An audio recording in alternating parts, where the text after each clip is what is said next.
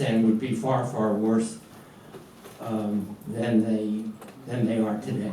So obviously the Palestinian refugees of 48 and also 67 are in significant ways the victims of their own leaders who have insisted that they not leave, that they not be absorbed, who have kept them in camps. Actually, some of the camps are no longer, are really city neighborhoods now, but they are called camps, and have kept them parasitic on the UNRWA, on the UN refugee organization, in order to sustain the conflict.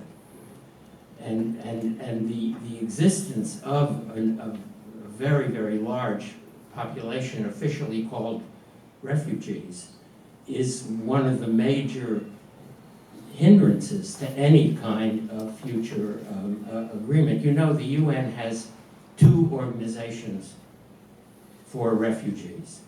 One deals only with Palestinian refugees, the other deals with all the other refugees in the world, and the budget of the first, of UNRWA, is larger than the budget of the one that deals with all the other refugees in the world.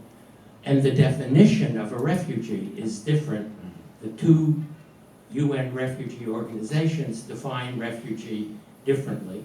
UNRWA defines a refugee as anyone who left Palestine in 48 or 67 and all their descendants forever. And the other UN refugee organization defines a refugee as the people who left and their children.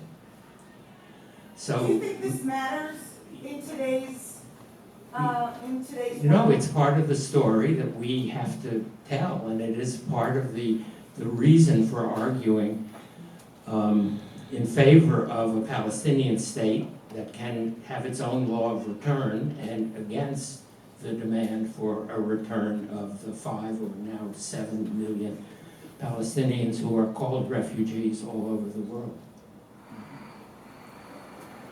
Gil, you're right, J Street hasn't been mentioned, but we do have a rising star of J Street who's going to be at the closing panel, J Street Yohanna.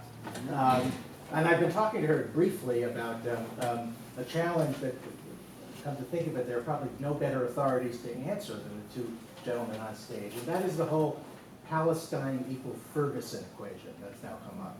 Peter was talking about the difficulties of building a left on campus, and otherwise because the BDS people have done a very good job of getting after people of color and LGBT people sort of engaged. And that's an extremely difficult emotional claim that is being made now, comparing the police brutality that the American cops are doing with the way Israelis are treating Palestinians. So I'm just wondering what wise advice you have for people who are trying to build the left on campus, let's say. Ferguson, police brutality in Ferguson compared to police brutality in West Bank. in the West Bank. And in Israel. Yeah. Well, Palestinians are an oppressed people in Israel, and in far graver ways on the West Bank than in Israel, probably. There is very much brutality by authorities in many countries. I guess I'm suffering from a kind of apple-orange moment of consternation. I'm not sure what you're getting at. Perhaps Michael has some. We have a real problem, which Peter described this morning. In the 60s, when I went south to write for Dissent magazine about the sit-ins in North Carolina, we were the black community was reenacting the Exodus story. And if you went to a black church, I was sent down by a group of the editors of Dissent, were all ex-Trotskyists. They wanted me to report on the uprising of workers and peasants in the American South, and I came back and told them this was an uprising of black Baptists And I visited the churches, and again I heard the Exodus story being told. And you will remember how many Jews joined the civil rights movement and how many Jews went south and how close for a couple of years the Black-Jewish alliance was. And now we face, so for people my age, it's very, very hard to face the fact that this alliance not only is broken, but there's hardly any memory of it among the generation of young people in American universities for whom the comparison of American blacks and Palestinians on the West Bank is immediately incomprehensible. And I'm not sure how we can address that except by ending the oppression of Palestinians on the West Bank. So let's have a couple of final questions and then we'll close up. So 1, 2, 3, and then our two speakers will answer them all. I'm going to try and make this somewhat coherent. It's a little hard. In kind of hearing people talk about BDS movement and trying to sort out what I feel about it, and also in terms of when people talk about 1948, the right of Israel to be founded, I always find myself kind of on a fence about that land on other people in 48. And I was born a few years later, but had I been alive, I have a hard time justifying it. You know, I'm happy that there is a state for Jews, but I also feel terribly guilty about how we form. And now that it's a fait accompli, I feel like, well, that's convenient for me, isn't it? So I support a two-state solution, but I do really care about what happens to Palestinians. And related to that, I also wanted to just bring up, when you talk about boycotts for the West Bank or boycotting companies that operate in the West Bank, one problem I always have is some people were born in the West Bank. Their parents were maybe given land there by the Israeli government. They really did not choose to be there. They're not the aggressive settlers or whatever. They just happened to live there. And from my understanding, a lot of those people in the West Bank would be happy to go back to main Israel, but they would need monetary help to get there.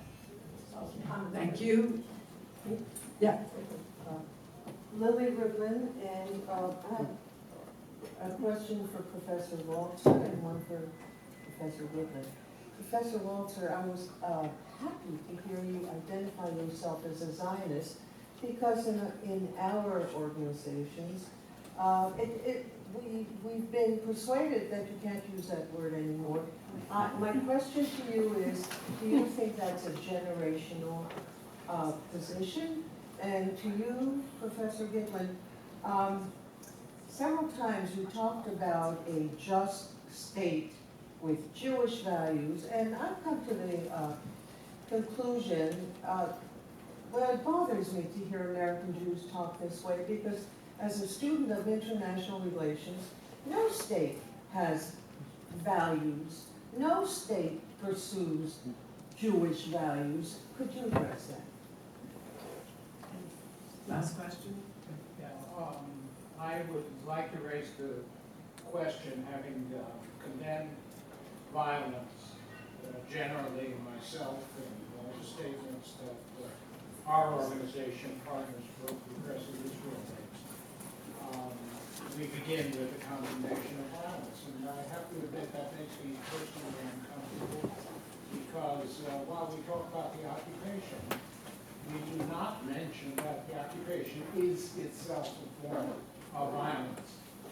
And I often do feel that the violence we're watching on the ground now is a reaction to violence itself.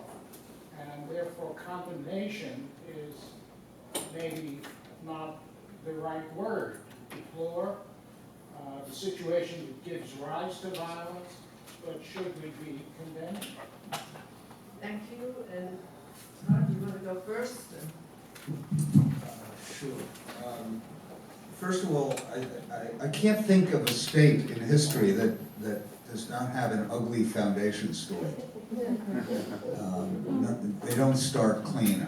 Ours certainly did not here, nor does Saudi Arabia or the, I mean, you know, enough said. Who says state says violence and dispossession?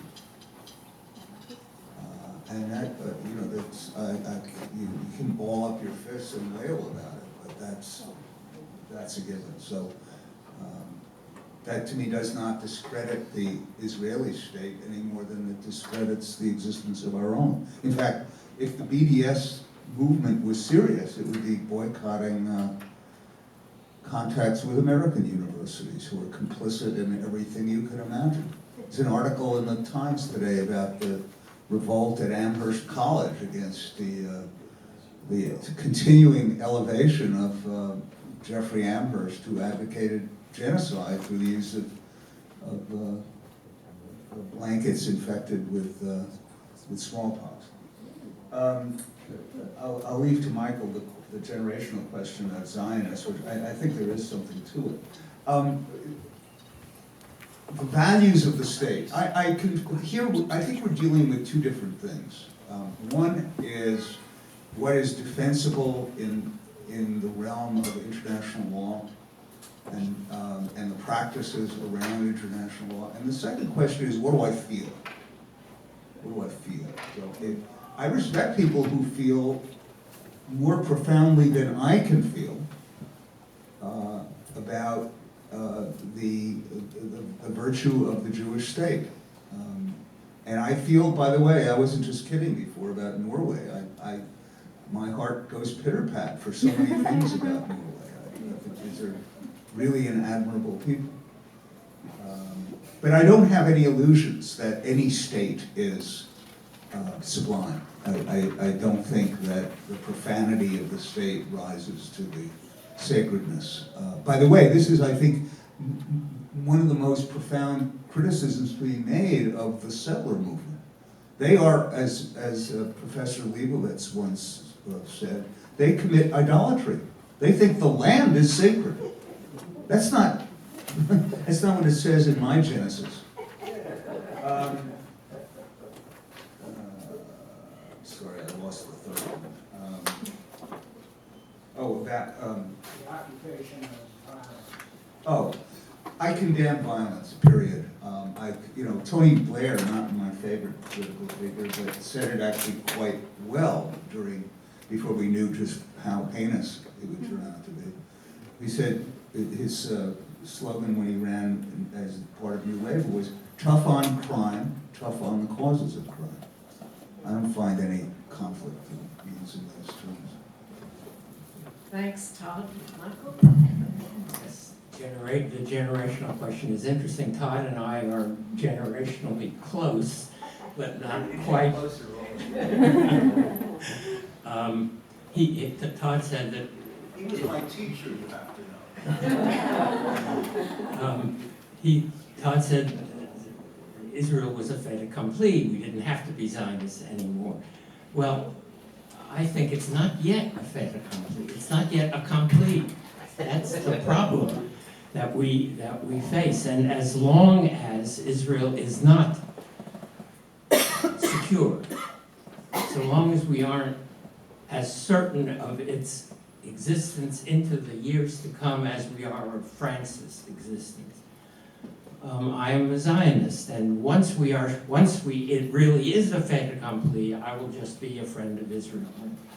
I won't be around to be a friend of Israel. I suspect I will die a Zionist, but we would all like to see this project finished. Really, just to see the Zionist dream accomplished, but we're not there. We're not there yet. And I agree with what Todd said about the founding of states, but I also think that we have a story to tell about the founding of Israel, which we should tell on every occasion because the kids mostly don't know. We are advocating two states. In 1948, there would have been two states had there not been an invasion of Israel by 5 Arab armies. There would have been two states with the agreement of the Jewish state. So I I agree. There were crimes in the creation of the State of Israel, and we now have revisionist historical accounts which tell us all of them. We now have accounts of every expulsion of Palestinians from the land of Israel, written by some Israelis who were involved in the expulsion. And I think I've read all of them. They account for about 100,000 of the 700,000 Palestinians who left. And most of the expulsions that have been documented came after the bulk of the Palestinians had left. So there is a story to tell, and it has to be a critical story of the Jewish version, critical of the official Zionist version, but it can't simply accept an account of the creation which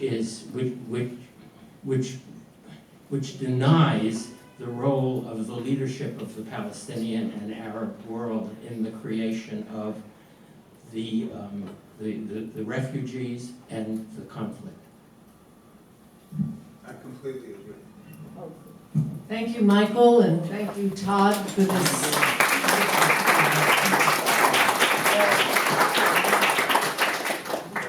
Thanks again for this wonderful panel. And just a bit of housekeeping. First of all, we do have coffee out in the main area. I encourage people to grab coffee and a bite and then head to the breakout sessions.